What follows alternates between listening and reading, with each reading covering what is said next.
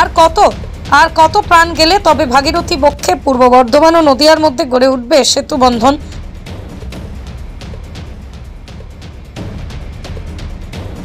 সম্প্রতি 2016 সালে নৌকাডুবিতে এই সলিল সমাধি হয়েছে বহু প্রাণ।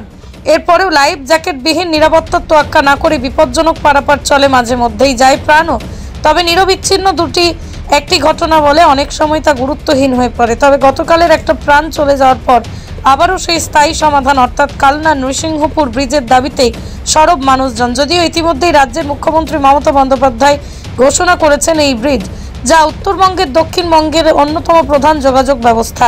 বেশ কিছু রাজ্যের সাথেও যোগাযোগ সমন্বয়কারী হতে পারে এই ব্রিজ। তবে রাজ্য সরকারের পক্ষ থেকে জমি অধিগ্রহণের জন্য ইতিমধ্যেই যে কাজ শুরু হয়েছিল তা বেশিরভাগটাই সম্পন্ন হয়েছে বলেই জানা গেছে।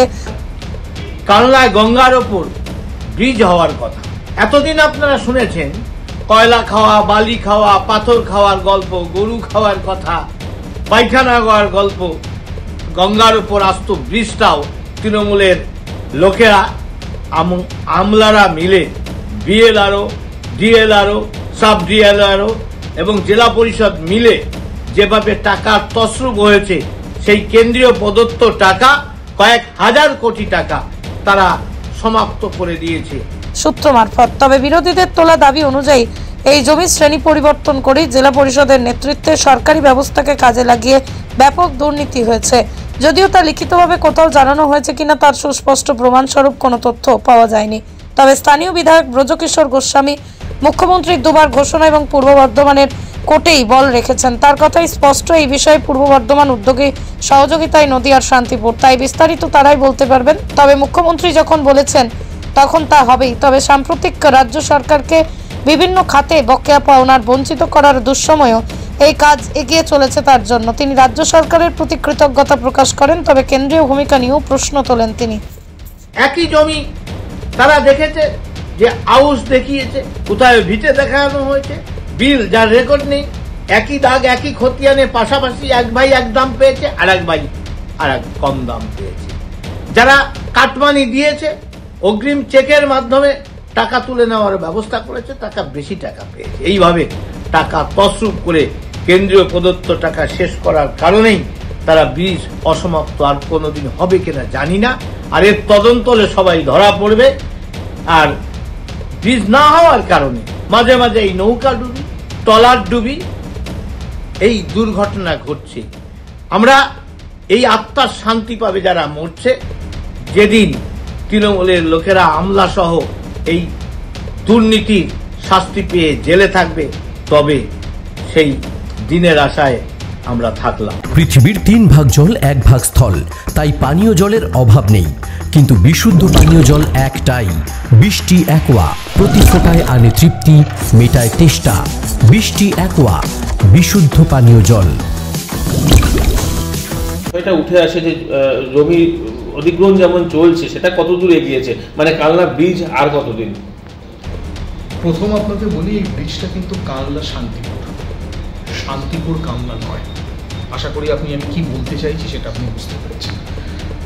মাননীয় মুখ্যমন্ত্রী 9ই জানুয়ারি 2021 উনি কৃষ্ণনগরে প্রশাসনিক সভা করেছিলেন। 9ই ডিসেম্বর, ভুল বললাম, 9ই ডিসেম্বর সভা করেছিলেন। সেখানে উনি আমাকে প্রথম নবাগত বিধায়ক হিসাবে বলেছিলেন কালনা ব্রিজের কথা। 22শে ফেব্রুয়ারি শান্তিপুরে প্রশাসনিক মিটিং থেকে উনি কালনা ব্রিজের কথা বলেছিলেন। সেটা এই ব্যাপারে আমার কিছু বলে না, আমি বিধায়ক হিসাবে ব্যাপারটা তদবির করছি, এইটুকু বলতে পারি। তবে জমি জট একটা বড় সমস্যা।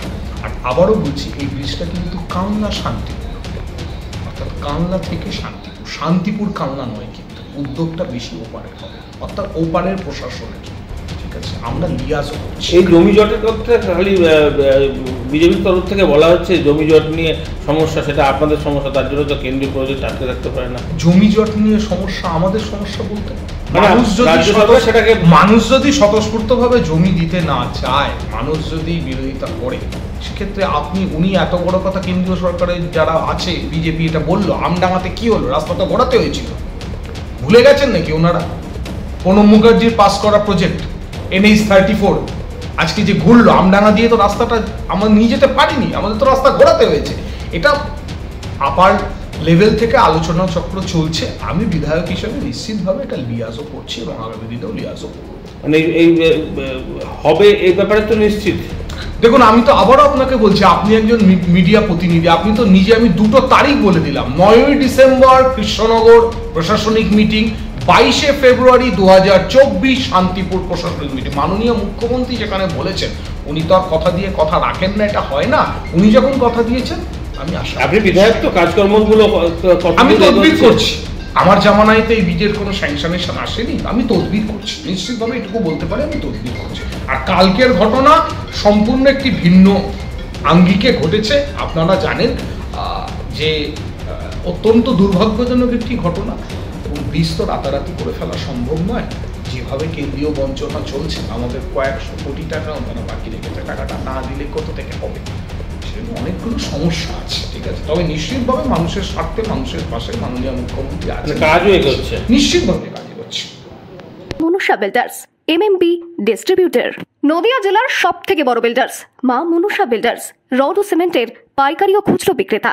আমাদের ঠিকানা পদ্মবিলা ঠাকুরবাড়ি, চাকদা, নদিয়া। নদিয়ার সব থেকে বড় English medium school JRS public school, প্রায় 35 বিঘা জমির ওপর গড়ে উঠেছে বিশাল ক্যাম্পাস। নার্সারি থেকে শুরু করে উচ্চ মাধ্যমিক, ITI college, law college, BEd college, ভর্তি চলছে। JRS public. আপনি কোথায় ইনভেস্ট করবেন, কেন করবেন, বুঝতে পারছেন না তো?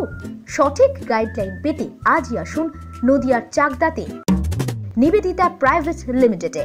Nivedita private limited, marketing and distribution service. Balcony বা সিঁড়ির রেলিং, মডিউলার কিচেন বা ড্রয়িং রুম, এক কথায় আপনার স্বপ্নের বাড়িকে করে তুলুন আরো সুন্দর। Chakdah ply centre, gorgeous look বা কোয়ালিটি সবে 3 number 1 Chakdah ply centre. Chakdah ply centre, KBM, Chakdah, Nadia. হোমওয়ার্কটা করেছো? হ্যাঁ স্যার। এ বাবা, ভুল করেছো কেন? চোখে কেমন ঝাপসা দেখছি, লিখতে আর পড়তে খুব সমস্যা হচ্ছে। চাকদার মডার্ন অপটিক্স থেকে ভালো চোখের ডাক্তার দেখিয়ে নাও। প্রতিদিন প্রকৃত চোখের ডাক্তার ও দৃষ্টি বিশেষজ্ঞ মডার্ন অপটিক্স, চাকদহে। চাকদা অ্যালুমিনিয়াম সেন্টার, প্লাই, কাঁচ, laminates, kitchen fittings, door lock, window ও অ্যালুমিনিয়ামের খুচরো ও পাইকারি বিক্রেতা। Chakdah aluminium centre, Purbalalpur 50 number রেলগেটের পাশে, চাকদা, নদিয়া।